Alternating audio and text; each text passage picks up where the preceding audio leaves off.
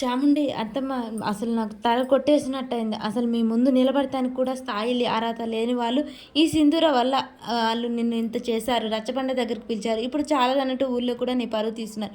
నీకెలా ఉందో కానీ అత్తమ్మ నాకైతే తల తీసేసినట్టుంది అత్తమ్మ అని చెప్పేసి చాముండి మాట్లాడుతూ ఉంటుంది. ఇక ఇదే సందని రేణుక అవునక్క నాకు కూడా చాలా బాధ అనిపిస్తుంది. ఇలా చేశారేంటక్క వీళ్ళు. అసలు ఈ సింధూరని పెళ్లి చేసుకోకుంటే మీకు ఈ బాధే వచ్చేది కాదు కదా అని చెప్పేసి భవతి మాట్లాడుతూ ఉంటుంది. వీళ్ళ మాటలన్నీ విని చెంచలమ్మ కోపంగా సింధూర వైపు అయితే చూస్తూ ఉంటుంది. సింధూర చాలా బాధపడుతూ ఉంటుంది. అవునదినా అసలేంటి ఈ కర్మ ఏంటి, ఈ పరిస్థితి ఏంటి నీకు, నువ్వెంత పెద్ద పుల్లా తిరిగేదాన్ని, నిన్ను చూస్తేనే నలుగురు దండాలు పెట్టి ఎంతో గొప్పగా చూసుకునేవారు. అలాంటిది ఇప్పుడు నీ ముందే వచ్చి అందరు అన్ని ఇష్టాలుగా మాట్లాడిపోతున్నారు. నిన్న అమ్మాయి వచ్చి మాట్లాడింది, ఇప్పుడు వీళ్ళు వచ్చి మాట్లాడుతున్నారు వదిన. నీకెలా ఉందో కానీ మాకైతే చాలా బాధగా ఉంది వదిన అని చెప్పేసి భవతి అంటూ ఉంటుంది. చెంచలమ్మ వీళ్ళ మాటలన్నీ విని మౌనంగా లోనికైతే కోపంగా వెళ్ళిపోతూ ఉంటుంది. ఇక సింధూర వైపు చూసి వీళ్ళందరూ చాలా సంతోషంగా నవ్వుకుంటూ లోనికైతే వెళ్ళిపోతారు. అందరూ లోనికి వెళ్ళిపోయి సింధూర ఒకటి ఒంటరిగా బయట నిలబడిపోతుంది. ఇంకా ఒక పక్క సాయంత్రం వాళ్ళ చెల్లె ఇంటికి శాంభవి ఇంటికి అయితే వస్తూ ఉంటుంది. అమ్మాజీ ఇంటికి వస్తూ ఉంటుంది. ఇలా రాగానే అక్క నువ్వా ఎన్నాళ్ళకి వచ్చావక్క, బాగున్నావా అమ్మాజీ అని చెప్పగానే బాగున్నానక్క, ఎన్ని రోజులైంది, ఎలా ఉన్నదానివి ఎలా అయిపోయావక్క అని చెప్పేసి అలా ఇద్దరు ఒకరినొకరు చూసుకుంటూ అక్క చెల్లెళ్ళు ఏడుస్తూ ఉంటారు.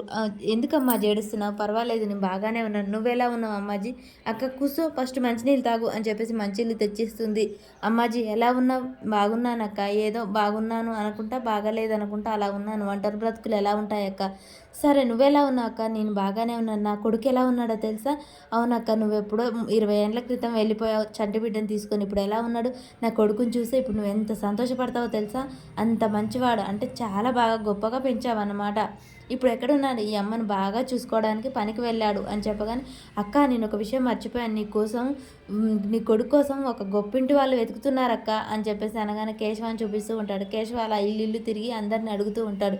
ఏంటి నా బిడ్డ కోసం నా కోసం వచ్చారా, ఎవరి వాళ్ళు ఎక్కడి వాళ్ళు, చాలా గొప్పింటి వాళ్ళక్క, వాళ్ళకు మాత్రం నీ బిడ్డని ఇచ్చేసావంటే డబ్బు ఇస్తారు, అప్పుడు నువ్వు సమాష దేనికి లోటు లేకుండా కూర్చొని బతకొచ్చాక అని చెప్పగానే ఏంటి 25 ఏళ్ళు పెంచుకున్న నా బిడ్డని నేను ఇవ్వాలా, నీ కన్న కొడుకు కాదు కదక్క, ఏంటి అంబాజీ మాట్లాడేది, నా కన్న కొడుకు కాకపోతే మాత్రం నా గుండెల మీద పెంచుకున్నాను, నా కొడుకే ప్రాణం, నా ఆశలన్నీ ఊపిరిగా పోసి పెంచుకున్నాను, అలాంటి నా కన్న కొడుకు దూరం అయితే నేను బ్రతకలేను, ఏంటి వాళ్ళు నా కోసం వెతుకుతున్నారా, నా గురించి చెప్పావా, లేదక్క నువ్వు ఎక్కడున్నావో తెలియదు కదా అందుకే నీ గురించి ఏమీ చెప్పలేదు నేను అని చెప్పేసి అంబాజీ అంటున్నాను. లేదు ఇప్పుడే నా బిడ్డ దగ్గరికి నేను వెళ్ళిపోతాను అని చెప్పేసి వెళ్ళిపోతుండే, అక్క అక్క ఆగు, ఎందుకు భయపడుతున్నావు, వాళ్ళు నా దగ్గరికి రారు, ఎందుకంటే నీ గురించి తెలియదని చెప్పాను కదా, ఆగక్క నువ్వు ఈరోజు ఇక్కడే ఉండాలి, నా చేతి వంట తినే పోవాలి, 20 ఏళ్ళు అయిందక్క చూసి, మన అక్క చెల్లెల బంధం ఇంతేనా, నువ్వు ఆగక్క ఇక్కడే కూర్చో, ఏం పర్వాలేదు వాళ్ళు రారు అని చెప్పేసాను. కానీ ఏంటి నువ్వు కనలేదు కానీ నీ బిడ్డ అవుతాడా,